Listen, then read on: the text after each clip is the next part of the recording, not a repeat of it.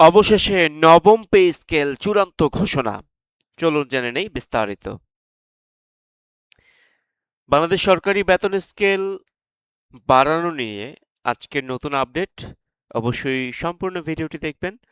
কি রয়েছে আজকের ভিডিওতে?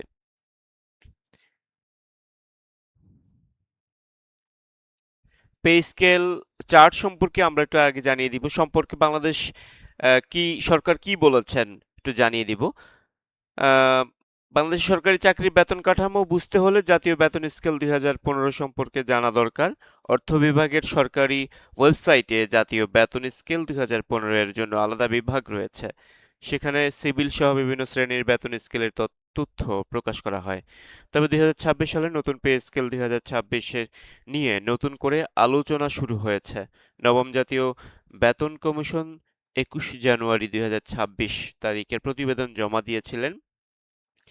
কমিশনের সুপারিশে সরকারি চাকরি বেতন বাড়ানোর প্রস্তাবও রয়েছে, তবে সুপারিশ আর চূড়ান্তভাবে কার্যকর হওয়া এক বিষয় নয়।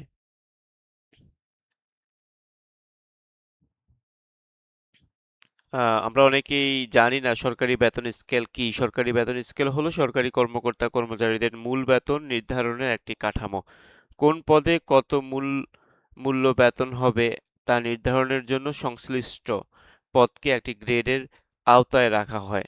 একজন কর্মচারী চাকরিতে যোগ দেওয়ার পর তার পদ অনুযায়ী বেতন নির্ধারণ করা হয়। এরপর নিয়ম অনুযায়ী ইনক্রিমেন্ট পেলে মূল বেতন ধাপে ধাপে বাড়তে থাকে। এই কারণে সরকারি চাকরির বেতন জানতে শুধু একটি অঙ্ক জানলেই হয় না, কোন গ্রেডে চাকরি করছেন সেটিও জানা দরকার। এই হচ্ছে সরকারি বেতন বেতনের বেতনের গ্রেড। সরকারি নথিতেও জাতীয় বেতন স্কেল 2015 এর বিভিন্ন বিভিন্ন গ্রেডের বেতন স্কেল ব্যবহার করা হয়েছে। উদাহরণ হিসেবে ষষ্ঠ গ্রেডের বেতন 35,500 থেকে 67,010 টাকা হিসেবে উল্লেখ রয়েছে।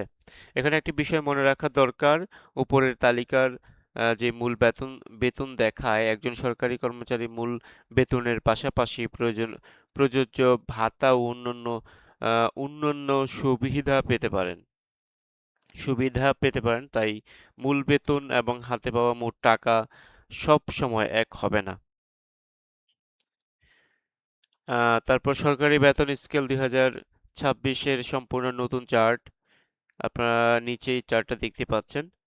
জাতীয় বেতন 2015, বেতন স্কেল 2015, পুরো চার্টটা কিন্তু রয়েছে, কত গ্রেডে কত টাকা কি আসে বিষয়। জাতীয় বেতন স্কেল 2015টা কি? জাতীয় বেতন স্কেল 2015 বাংলাদেশের সরকারি চাকরির বেতন কাঠামো একটি গুরুত্বপূর্ণ দলিল। অর্থ বিভাগের সরকারি ওয়েবসাইটে এর সিভিল স্কেল সহ বিভিন্ন ক্যাটাগরির আলাদা তথ্য রয়েছে। এই বেতন কাঠামোতে সরকারি চাকরির বিভিন্ন পদকে 20টি গ্রেডে ভাগ করা হয়েছে। প্রতিটি গ্রেডে মূল বেতনের আলাদা ধাপ রয়েছে। চাকরিতে যোগ দেওয়ার পর কর্মচারী তার পদ ও প্রযোজ্য নিয়ম অনুযায়ী বেতন পান। চাকরির মেয়াদ বাড়ান, সঙ্গে ইনক্রিমেন্টের মাধ্যমে বেতন স্কেলের পরবর্তী ধাপে যাওয়ার সুযোগ থাকে। দর্শক, এই ছিল বেতন স্কেল, নবম পে স্কেলের সর্বশেষ আপডেট। পরবর্তী আপডেট পেতে আমাদের সাথে থাকুন। চ্যানেলটি সাবস্ক্রাইব করে পাশের বেল আইকনটি ক্লিক করে দিন।